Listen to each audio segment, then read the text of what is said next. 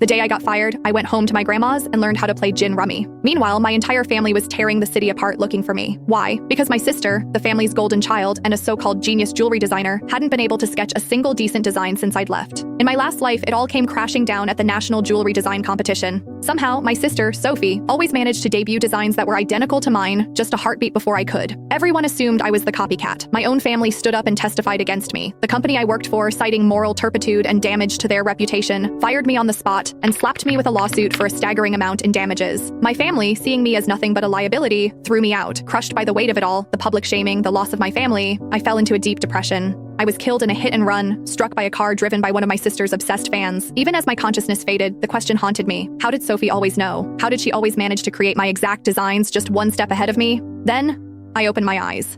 I was back. The day before the National Jewelry Design Competition. Sadie, you feeling confident about the competition? The chatter in the office pulled me back from the dizzying vortex of memory. I looked around, my heart hammering against my ribs. It was real. I was back. Are you kidding? Sadie snagged the Designer of the Year award 3 times running, a colleague, Maria, said, giving me a playful nudge. She's got this in the bag. I managed a weak smile, unable to form words, because only I knew what was coming. In my last life, I submitted a design I had poured my soul into for days. On stage in front of everyone, I was branded a fraud. They displayed 2 sketches on the main screen. They were identical, down to the last delicate line of filigree on the setting. But the timestamp on the other submission was a full day before mine.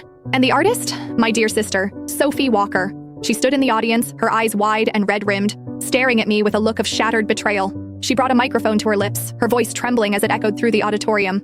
Sadie, how could you? If you were blocked, I would have helped you find inspiration. But to steal my work? Why? I was frozen. That was my design. It had lived on my encrypted laptop, unseen by any other human eye. Before I could even begin to explain, the crowd erupted. Get the plagiarist off the stage. The nerve of her, showing up with a stolen design. She doesn't deserve to be a designer.